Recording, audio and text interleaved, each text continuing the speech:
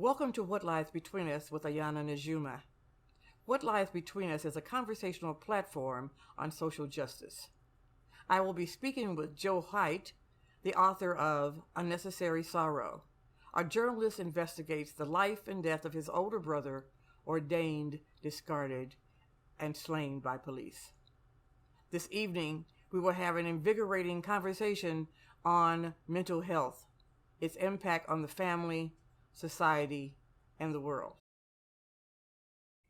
It's been a couple of years since you wrote Unnecessary Sorrow, and the book ultimately is about your relationship with your brother and a number of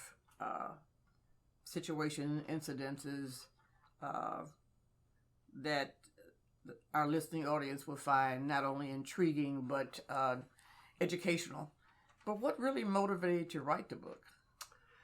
What motivated me to write the book is that after Paul was killed on his front doorstep by an Oklahoma City police officer in 2000, I felt like I needed to look further into why did this happen? Why was my brother, a former Roman Catholic priest who suffered from paranoid schizophrenia, what happened to cause him to be shot and killed on his front doorstep? And so I went through a process of I didn't exactly decide to write the book then. I actually started looking. I had hired a private investigator on behalf of my family to look into it. I approached the police to have a conversation about, at least my attorney did, to talk about the issues that they face. But it was later when I decided I needed to look into this further and to look into what happened to him, but what happened to the systems that affected him. I mean, from the Roman Catholic Church, which decided to laicize him, basically defrock him because of his mental illness after he had spent years training to become a priest. The mental health system, which he went into multiple times in multiple different ways because of mental health crisis and because of not taking his medication and then going into a mental health crisis and then being sent to a crisis center, on to a mental health institution, the institutions in Veneta as well as Norman, and then ultimately the law enforcement system. Not only from the aspect of police, but the aspect of the judicial system and what happened to Paul in the midst of being committed to a mental health institution, to ultimately his encounters with police. And I just felt like that I, as a journalist, could investigate that and then write a narrative story about, not only from when Paul was a priest to beyond, but when he was a child and what affected him as a child, which was the drowning of my sister, Linda. Ultimately, and that was one of the questions I was going to ask you, you're an award-winning journalist. It seems as though the question would have been, were you approaching it as an investigative reporter or were you approaching it as a concerned brother? I think that if I said one or the other, I would probably be stretching. I think that it's both. I think as a journalist, I have to be able to separate myself from the story, but also I'm a concerned brother as well. And knowing that my oldest brother was shot and killed by a police officer, his second such encounter with police. It wasn't the first time he had been encountered by police and shot by police, but the second time he was shot and killed, and on his front doorstep. And so again, I think that you're looking at it both, but as a journalist, have the ability to look at documents and interview people and do. In other words, having the tools to know how to. Yeah, I know how to do it. The process. But also, as a brother, I had to be able to look at it. But I have to say, the conflict in doing that was, as a journalist, I really wanted to strive to be fair to everyone that was involved, to reach out and find out why police reacted the way they did. Why they saw Paul as a threat when he came out of his door, and they say that he lunged at him, to what the private investigator said versus what was in the police report. So was there ultimately a goal that you were seeking, even though you were trying to be fair in terms of examining the document, reviewing the data, looking at the facts? Was it to bring some closure in some regard to that particular situation for the family? Or was it, hopefully, as we move into, we're here in the middle of 2021, to provide some insight for change? Well, I'm going to say this. I think the story told about a priest who died in 2000 is still relevant today. I think it's relevant in that these types of situations continue to occur. Okay? So let's talk about that just for a minute. First, before we get into the Catholic Church, because I think that's a book by itself, yes. For sure. That may be book number 2. But tell me about your thoughts about your brother and how you knew him. And there was a big age difference of 16 years, I understand. Well, yeah, he was 15 and a half years older than me. And matter of fact, when I was born, I don't know whether he was even there at the time, because he was already been basically sent to a pre-seminary at the age of 14 years old, and in Bethany. And then when he was 16 years old, just after I was born, he was sent to a seminary, a kind of a high school type of setting in San Antonio. So my relationship with my brother was always my oldest brother, who was a priest. Okay? From the time I was growing up, I wanted to emulate him. I was, raised in a parochial Catholic school myself as well, and he was a hero figure to me, because here is someone who trained for years to become a Catholic priest, became one, and was really good at what he did. I mean, there's a part of the book where I attended a mass in which he served, and basically, instead of being the type of priest who sat behind the podium and just droned away about what he actually came out and started talking to us as face to face and asking us questions, and I was excited about what this priest was, who was my brother. And as I described in the book, I went home to my mom and I said, I want to be like Paul. I want to be a priest. And she looked at me and said, I don't think that's your calling. Why do you think that was? I think that she saw the toll that his training and everything took on him to become a priest. Everything that went into becoming a priest, she understood that was for her oldest son, probably not for her youngest son. So I understand in the Catholic Church, if you have an elder son, there was a lot of encouragement to follow the path of service and do God's work, as it were. Why the first child, the first male child?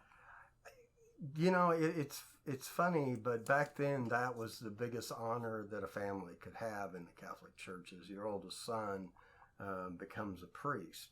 And there's, actually priests, later became an archbishop. The name is Sullivan, and he was the one that founded the school in Guthrie, St. Mary's Catholic School, and basically my family's involved in the building of that school.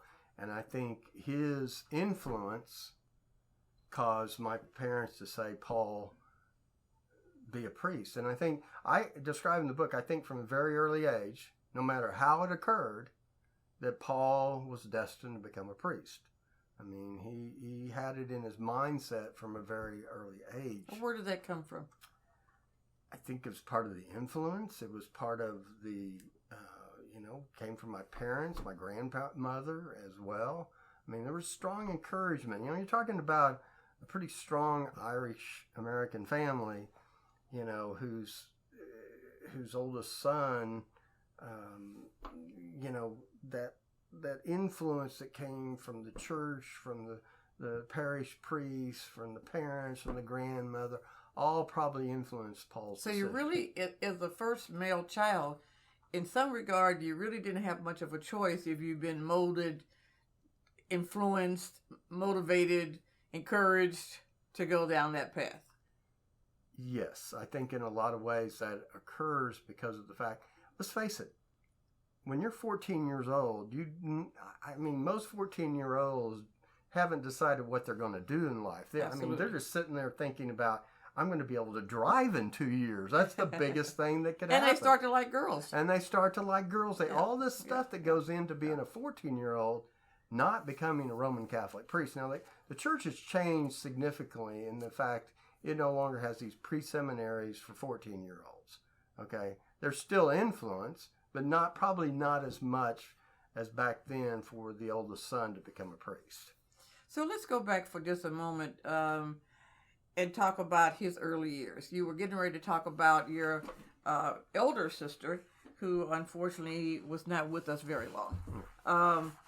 Do you tell us a little bit about that situation and her, I hate to say demise, but in some regard, her leaving us and as a young little spirit, and how that may have impacted him? Because even going off, you just said about the 14-year-old going to pre-seminary school, I guess it were, and then him leaving there in Bethany and going to Texas to do more training, which is, rare.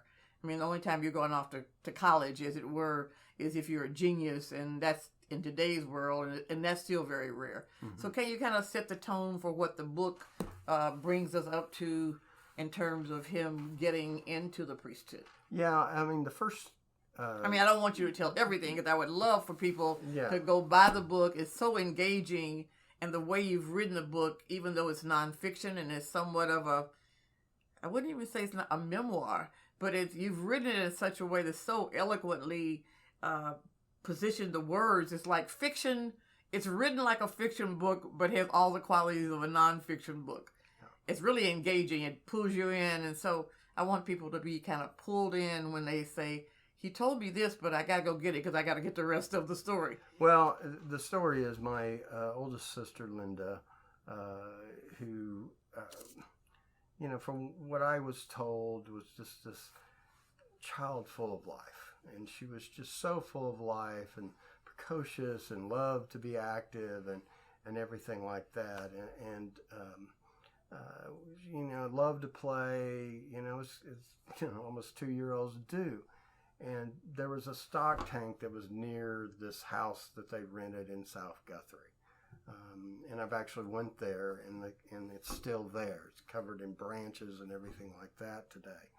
But the story goes that Paul had played with her the day before in this stock tank, and, they had all sorts of games they would play and things like that. And he was the older brother, meant to protect his younger sister, and the next day my parents thought the other one was watching the child. They didn't realize that wasn't the case. And believe me, this is not, when you think about this stockade, this isn't way out into a field, okay? Mm. This isn't like, it's a 200, 300 yards away. Right. It's not very far from where the backyard was. And so in the midst of doing what they did to keep themselves going post-Depression, post-World War II, my dad had just came home from the Marine Corps, serving active duty at Guadalcanal. My mother dealing with children, pregnant herself.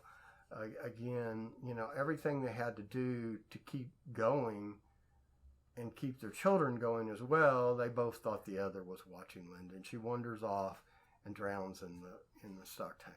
Which it seems, in some regard, is not unusual in terms of the parental oversight, as well as you got a little brother who's six years old. He's about 6. Inquisitive, adventuresome, which most boys are around that age, and in spite of his intentions being to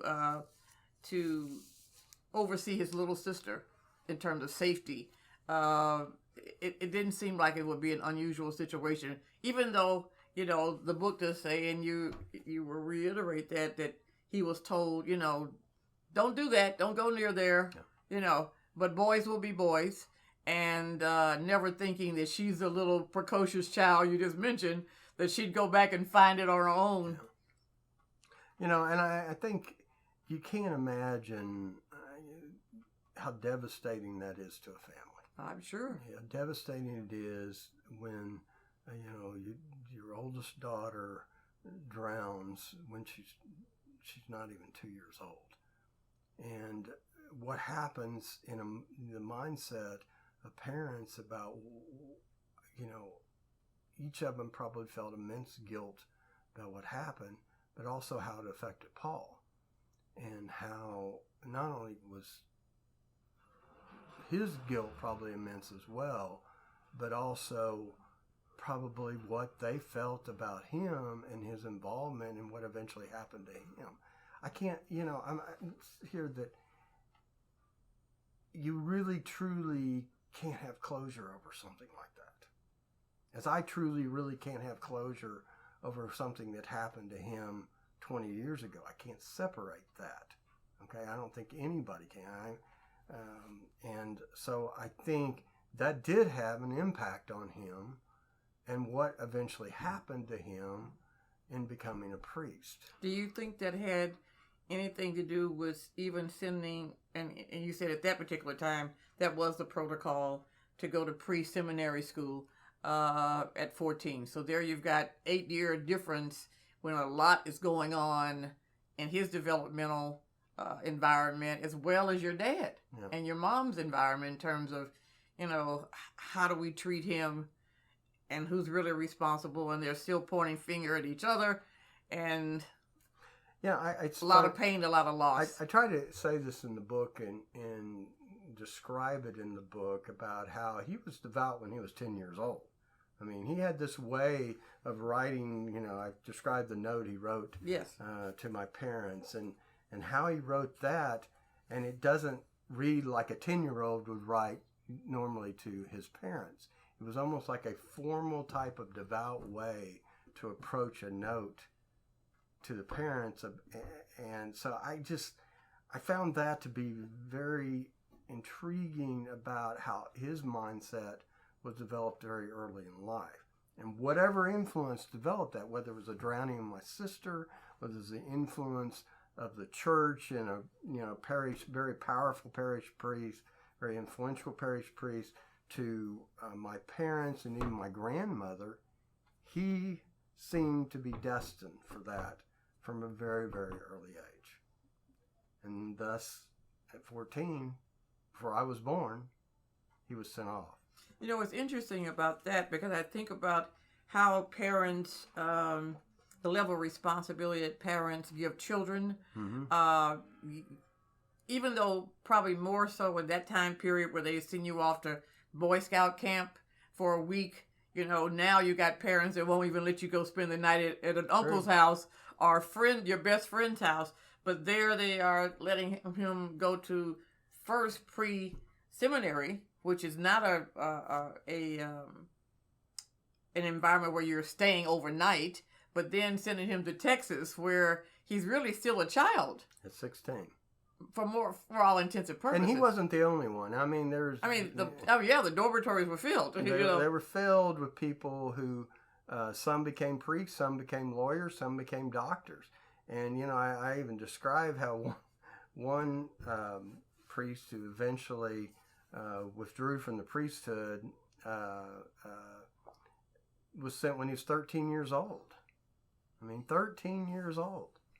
And he questions, why would I have been sent at 13 years old to become to pre-seminary? Why would anybody be sent at that young of age? And I think, but back then, that's the way it was. You put your ultimate trust in the church to take care of your oldest son to become a priest. And it seems weird to us today. I was going to ask, from a curiosity perspective, what made them decide to finally cut that process out? And what was the motivation of it from the very beginning? That's a really interesting question, because I think perhaps the church realized that you can't decide to become a priest at age 14. You can't decide to become, and again, some of these situations in which they didn't become a priest. I interviewed people who had went to that high school that was, run by this order, Right. that they decided not to become priests. But at the same time, how is it that you can do that? I think it's just interesting. I mean, psychologically, the dynamics of what happens today versus what happened. And psychologically, now they're saying, you can't make certain kind of decisions. Your brain is not even developed to a certain point where you can make certain decisions. Forget about career decisions. With as priests, they become lifelong. It's only in recent times have priests decided that they wanted to leave the church, that they wanted to get married, that they didn't want to, they love God, not about that, but that's just not their path. But I always have wondered about that decision so early. And when now in society we're saying, how can you make a decision about something, you barely know how to tie your shoes, Well, and again, I think they, at least in my discussions in preparation of this book, they've changed that type of mindset. And I don't know whether it's because of the scandals that have occurred in the church, which there have been many, many, and many, many. Yeah, there's been a lot of scandals in the church. But again, I wanted to look at this from a perspective of something that happened back then, even as compared to today, so it would still be relevant within the Catholic Church, as well as other areas that affected him. I know of people that have grown up Catholic, you lifelong Catholic since you were a little child, that will say, I always wanted to be the ultimate level of honor is I wanted to be an altar boy. True. I was an altar boy. I wanted to be an altar boy, and they didn't let girls work on the altar, and so to be selected to be an altar boy was a big honor and a lot of responsibility, they thought.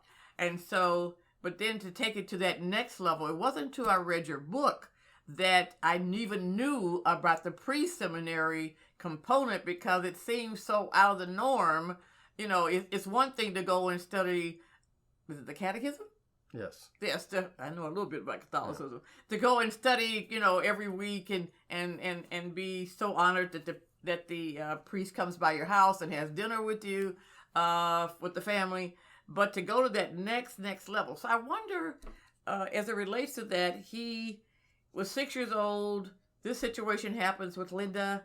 A few years later, I guess your grandmother started to have that conversation with him as early as 6 and 7, or did it come a little later? I think there was mindset that at an early age that there was thought that he would become a priest. Now, I wasn't born yet, and this was not something that was talked a lot in my family about what happened at that time. Right. Whether there was discussions with him or not, he seemed to have a mindset that he wanted to be a priest.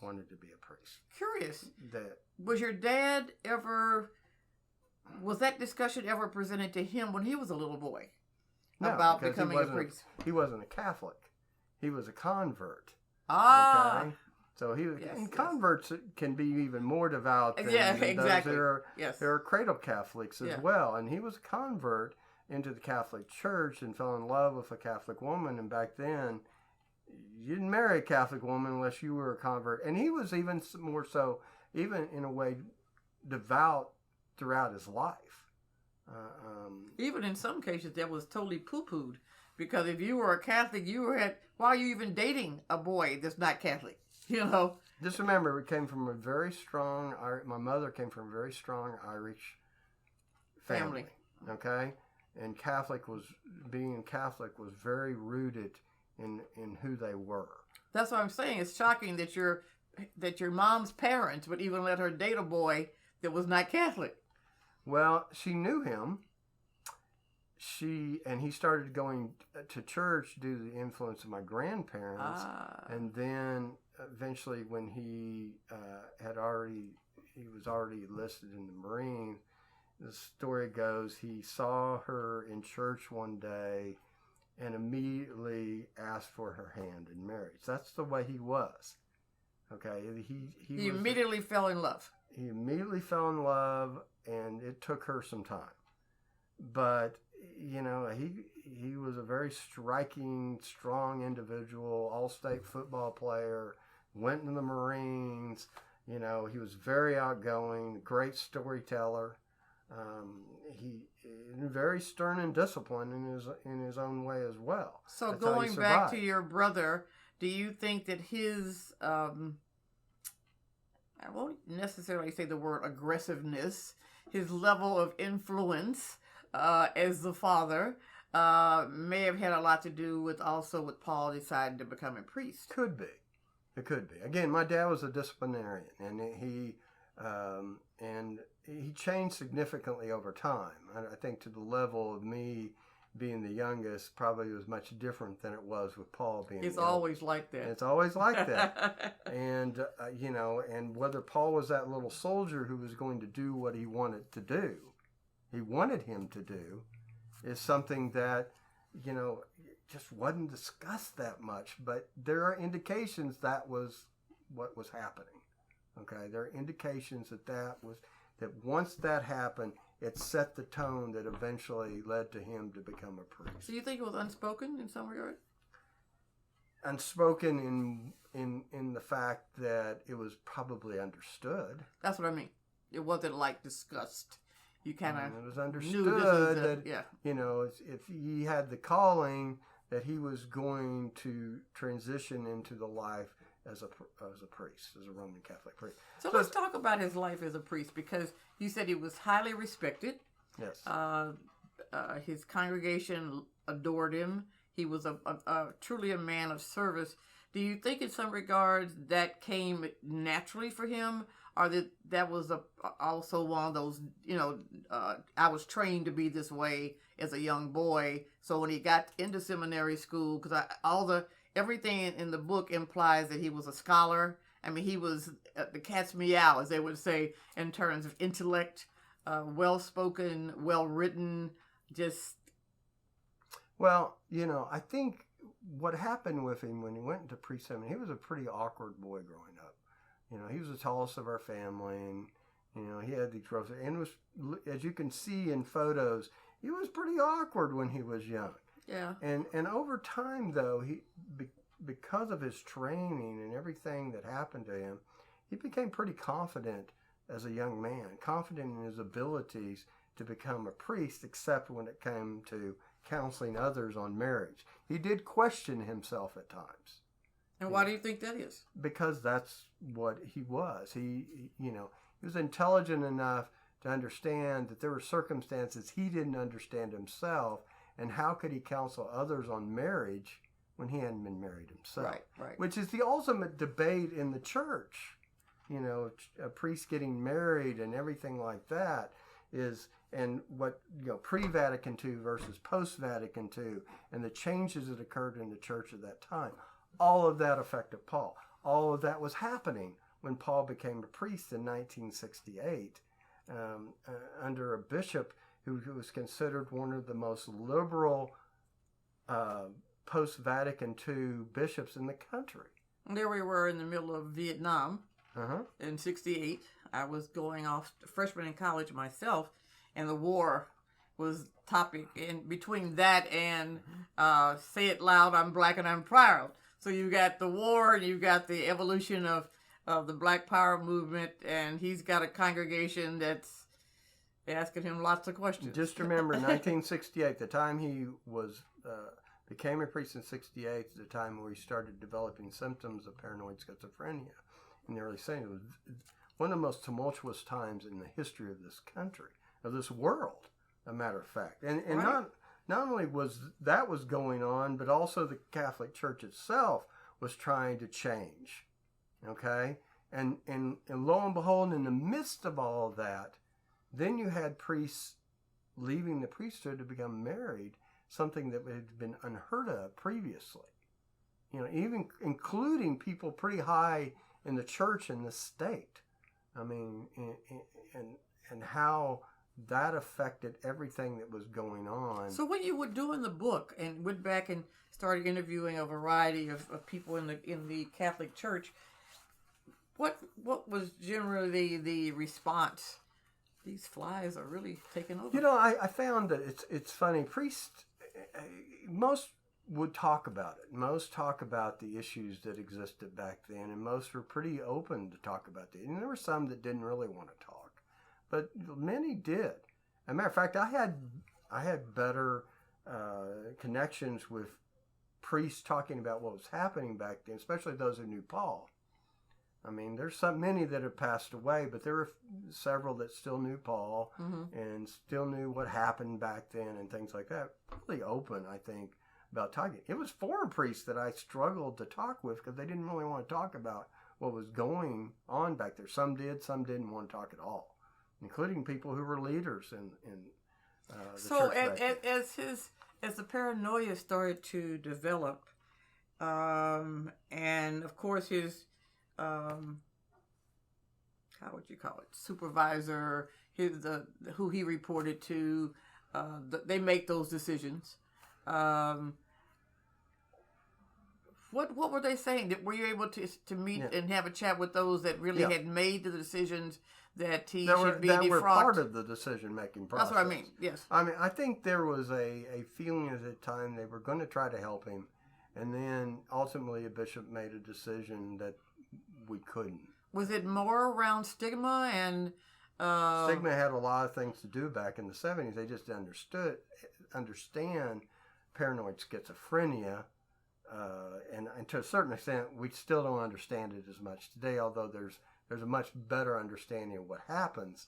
But back then, you got to understand that, I mean, you have someone who suddenly started hearing voices and started to have, they would find him staring up in the sky and doing things like that and wandering the streets and everything like that.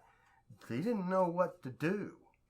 And so I think, as far as what I could with documentation, interviews, and everything like that, there was a meeting between him and the bishop. The bishop made some promises, and basically at first he agreed to be laicized. So they went through a process of being laicized and then requested to return to the priesthood later. And they denied it. And they denied it because, as I was told by the Archbishop Emeritus, you just don't overturn the decision of a previous bishop. Even though... So it's more protocol. Protocol could be... Our process. Our process and things like that. I mean, it was unheard of. I was able to see... The church allowed me, which there's these files they have on priests that no one is allowed to see. No one. But they allowed me to see about 14 different documents of 40-some documents. And I got an outline of all their other documents. So it was unprecedented for them to even give access to those files. So after you looked at all those files, were you able to ascertain that maybe their decision was not only legitimate but correct? Or if not being, not coming from their mindset, of course, but you're a smart guy, would you have come up with the same decision that they did after you reviewed all the documents? I'm going to say this. Whether I agree with it or not, I question why the motive was to laicize someone who was suffering so much. And, today, there's more understanding of priests who suffer from different types of mental disorders. But, when you become a priest, you're accepted as part of a brotherhood. And you become a priest for life. Okay? And for life, you're supposed to be protected by that church. And because he had mental illness, he was no longer protected by the church. So he was sent out of the church. So was there a champion? Was there someone that was his champion in terms of trying to say, this is not the way I think we need to address this. I think that we need to talk to psychiatrists? We need to talk to other people? Or did they want to keep it so hush-hush that they didn't even want to go out to explore the I think there were possibilities? people who tried to help him, including people who are still alive today. And some of them are quoted in the book. But ultimately, you know, what they knew then was that they had someone who was having severe issues. So what's happening different about that now? I think there's a better understanding of what mental illness is and how it affects people. I think that back then there was understanding that this person's creating trouble for us. So we got to figure out a way to push him out. And, you know, as I was told, you know, today they put you through all these psychological tests before you even become a priest. Well, this wasn't the case with Paul. Paul was already a priest. So his parish, was there anyone in his parish that was saying, you know what, we love Father Paul, there's got to be some other solution? Because as you well know, in a lot of... Okay, I'm going to say this. You must understand the power of the bishop. The power of a bishop is one of the most powerful positions in the church. I mean, I think a bishop has a lot of power. Archbishops have a lot of power over their priests and people within who work for the church. And ultimately, the bishop makes decisions based on that. Now, I would say that based on my research, if another bishop, you know, had been in charge of the diocese back then, I think a different decision would have made. If Sullivan was Archbishop Sullivan had become bishop in Oklahoma instead of being sent to Nebraska, and I tell you what, when he was a parish priest and a very powerful priest in Oklahoma, he did try to protect Paul. He was his champion, but then he was sent away. And if he had remained in Tulsa, I think Paul might have been a priest the day he died. But that wasn't the case. Right. So, you know, fate determines a lot of things that happen to us in life. You know, it's amazing though in the case with Paul, and we're talking about mental health, but it makes me think about all the, I won't say thousands of priests, but lots of priests that we know around the sexual assault situation that just kept getting transferred and transferred and transferred. And even in this particular case where we're not even talking about anything that was improprieties, as it were, that it's unfortunate that Bishop Sullivan didn't say, you know what, I'm taking Paul with me. You know? I don't know whether... And I don't know if he could have done that. You had the choice back then to do that. You know, you just don't... You're right. I mean, this is what amazes me, and that's why I didn't... The scandal that occurred in the church, I referred to it because it amazed me compared to the number of people who suffer mental illness. And you think 1 in 4 people, which could include 1 in 4 priests. The percentage of those who are involved in the scandal is a smaller percentage of those who suffered from mental illness. Those were protected. The people who suffered from mental illness were not, including Paul.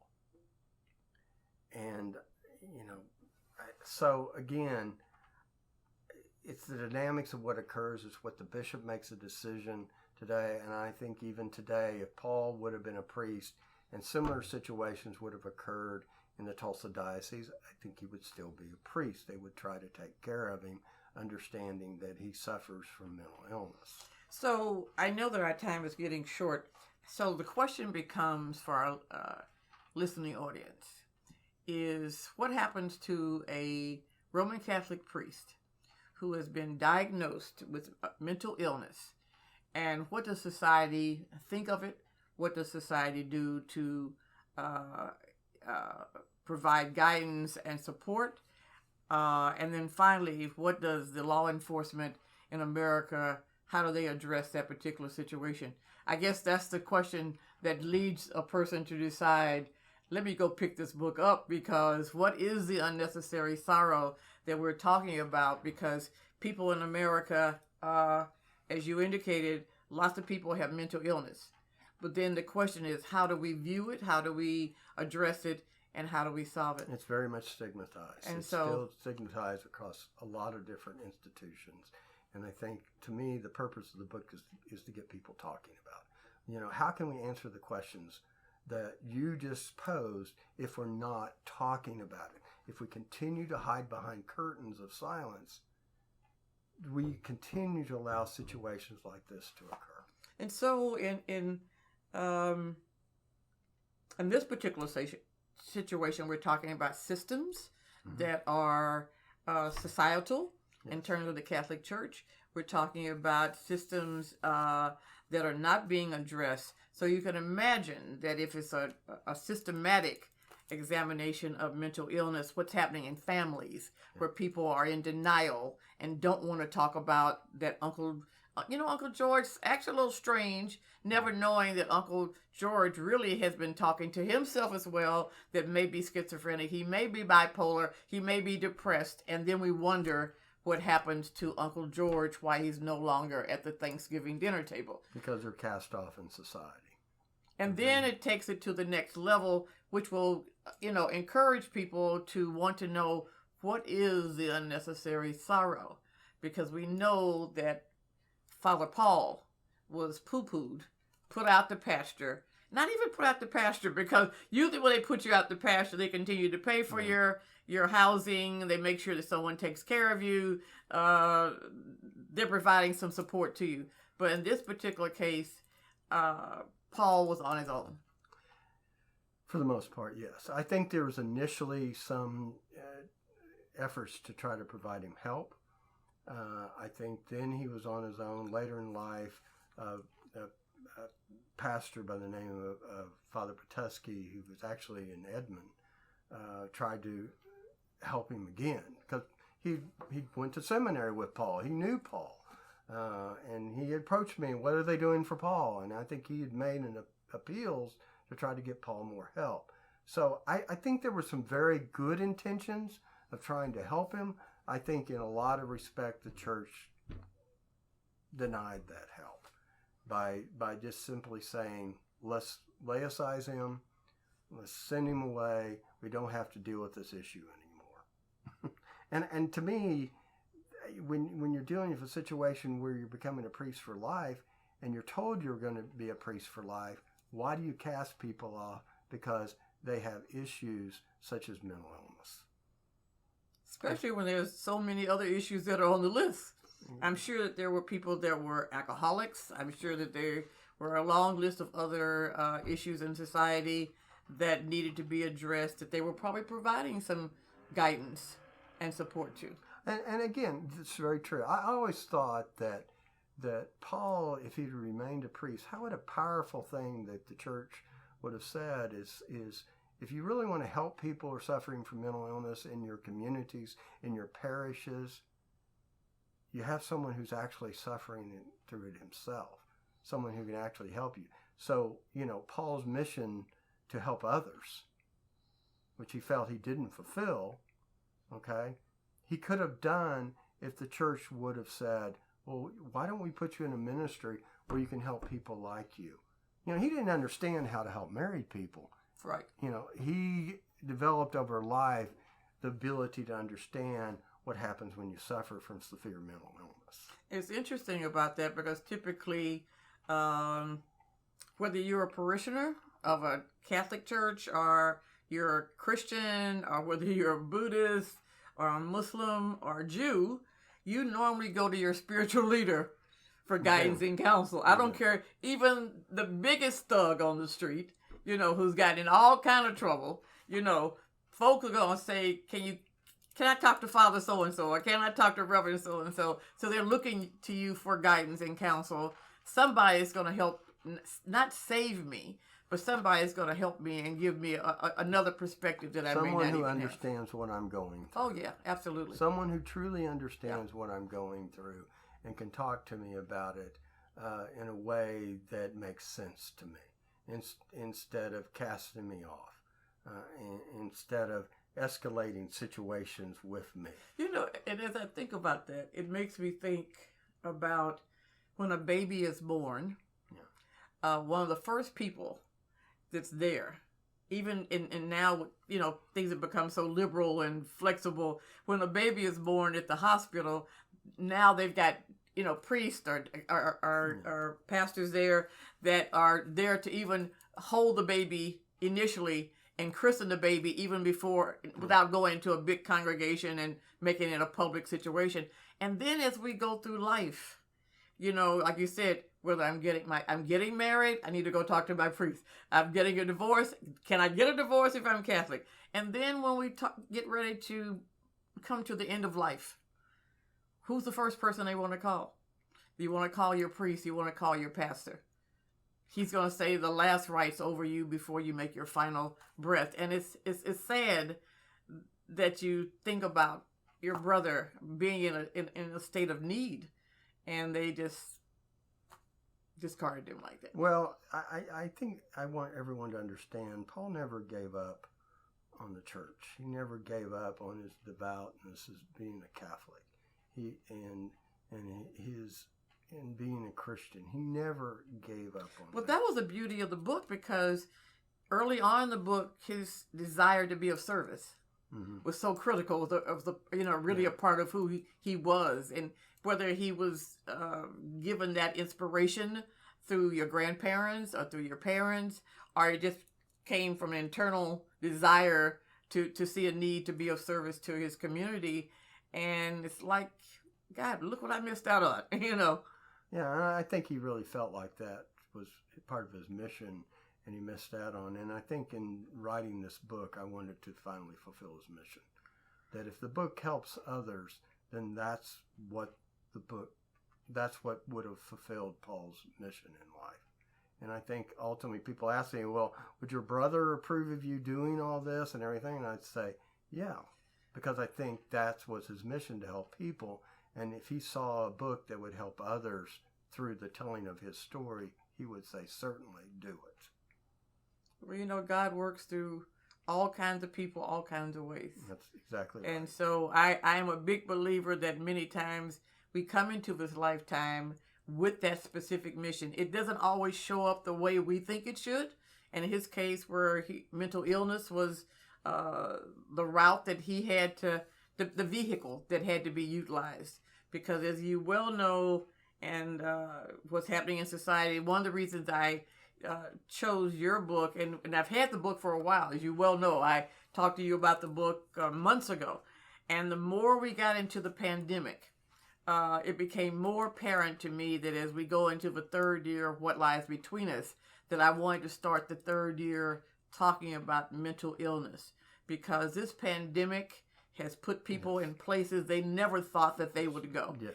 And the final part of the book, where you get more and more in depth about the law enforcement and how society sees mental illness, is so critical right now. The last year and a half, if you sit with a bunch of law enforcement professionals and put them on the same stage with the psychiatrists, they'd almost be holding hands, because the law enforcement, they don't know what to do, and the psychiatrist saying we've got to do something. Yeah.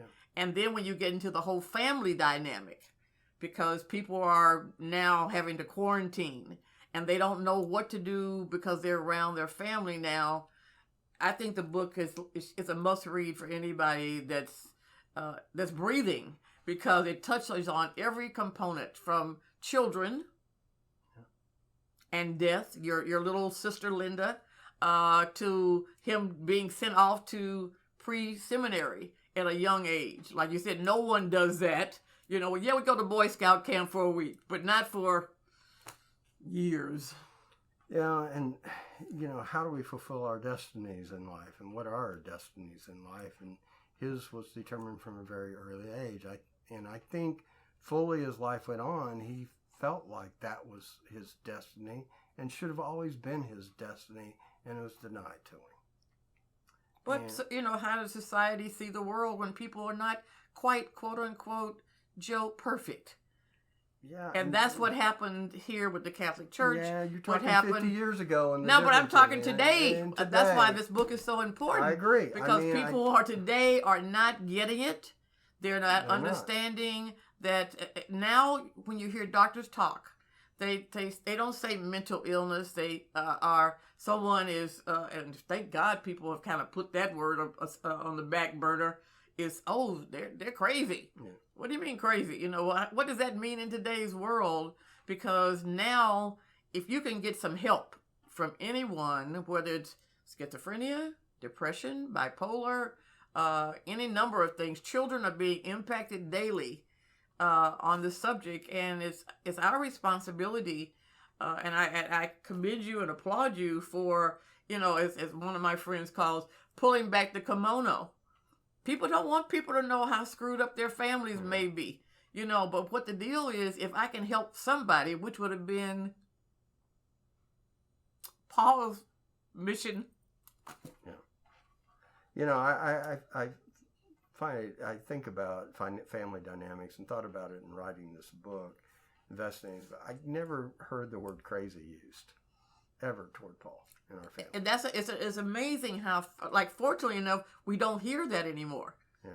I mean, that's almost, and there are other words that respond to other parts of society that, fortunately enough, are just not considered quote unquote politically correct because they have so many different definitions. And you know, at one point, just like they stopped sending the kids off to pre-seminary, someone had this aha moment that says, well, is that really doing anything? Is that adding value to those children's lives? Is that fair to that child? Yeah. When most of the kids his age are out playing baseball or, you know, doing what kids did in the 60s, you know, and today. And so...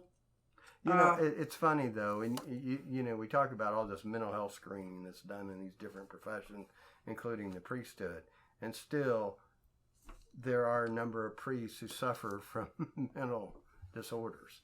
And I think that's, to me, has to be explored in a lot of different professions, is how do you take care of people who are suffering in your profession, especially those who have devoted their lives to what they're doing?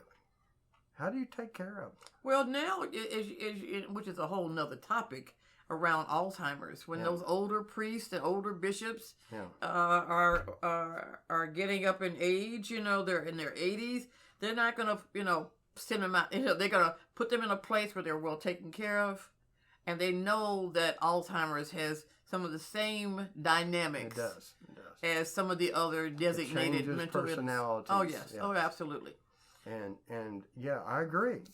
And so I wonder about that.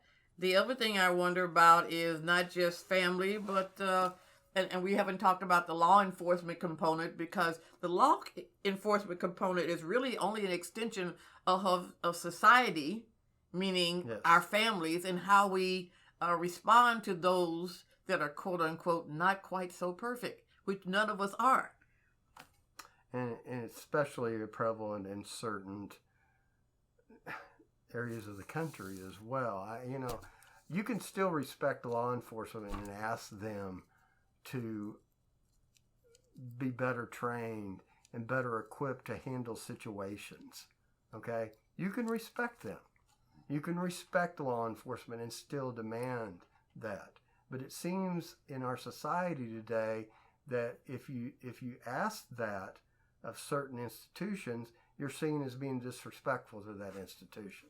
And I think that needs to change. If we're going to make things better for all of us, certain institutions we have to demand that they change and they adapt. Okay? And I think in the law enforcement system, you know, their ultimate goal is to protect and serve. And I think a lot of them do that. But are they trained to adequately handle situations in which they're thrown into where they lack training even to handle it, beyond training to shoot the middle mass of the body? It's always the question of, I was protecting myself. In the case with Paul in the book, with the butter knife, you know, how much damage are we talking about here?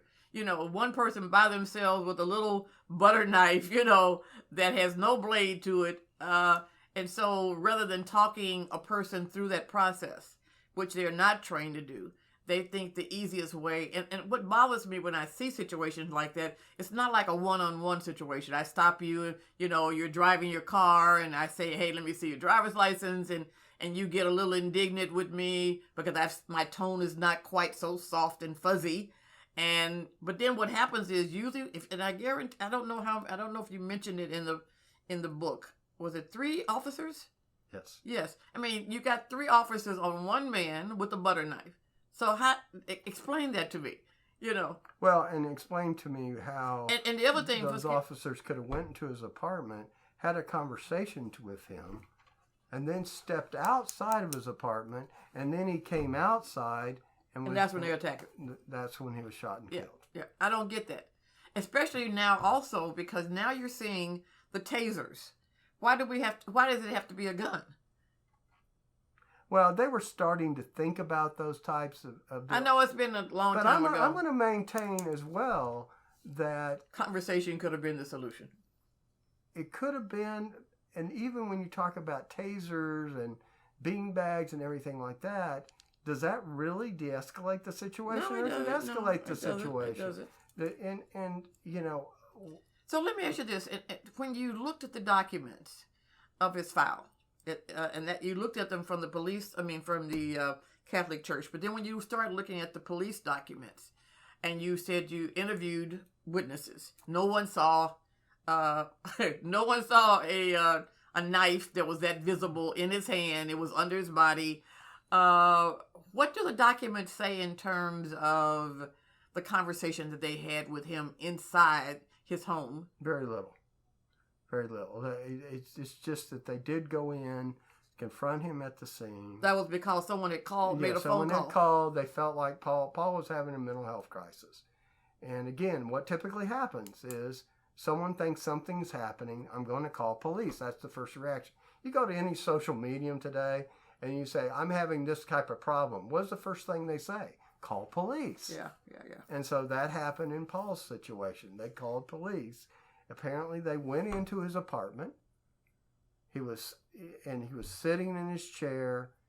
They had some type of conversation, whatever it was. They decided they need to call a mental health unit. They stepped outside, apparently, to do that. He came outside, apparently, what they said, bearing a knife, and started lunging at them. That's their story. But when they went into the house the first time and had a conversation with him, what provoked them to, for him to even leave his own home? So they had to be something. He probably was pretty belligerent. Yeah, they probably said something to him that got him off. And he probably was very belligerent, and they decided they needed to step outside. But then he walked out. Well, after they closed the door. Yes. He comes out, apparently with a knife, but what their story conflicted with what the private investigator found. Right. And that's why I wanted to tell the whole story about what their report said versus what the private investigator found. Of the situation is.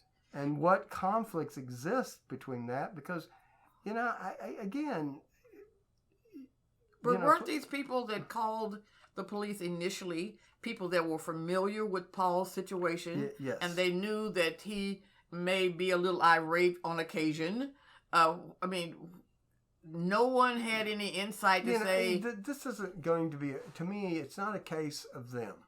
It really isn't. They were scared. They were scared of the situation. No. I guess what I'm saying is, if I'm around you, and I know how you act under certain kind of situations, either every time that you get a little flustered, I'm not going to pick up the phone and call the police. And I guarantee you, if you read your notes from this private investigator, he said, we talked to the witnesses.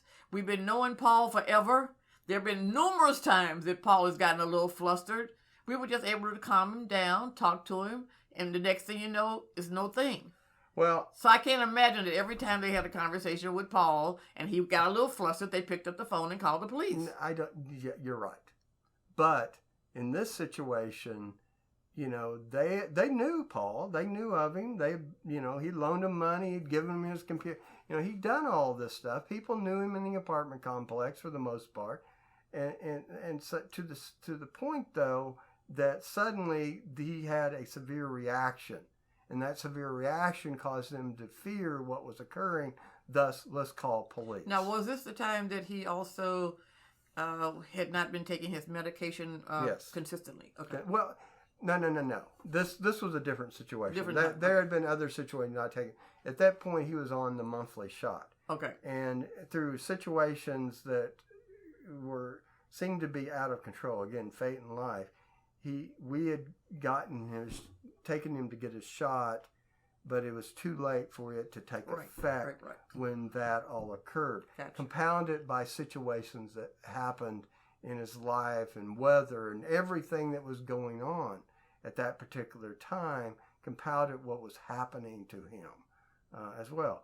Because I saw him before this ice storm hit Oklahoma. I saw him, had lunch with him. I thought, I saw he was acting a little erratic, but nothing that I felt was life or death. Life or death.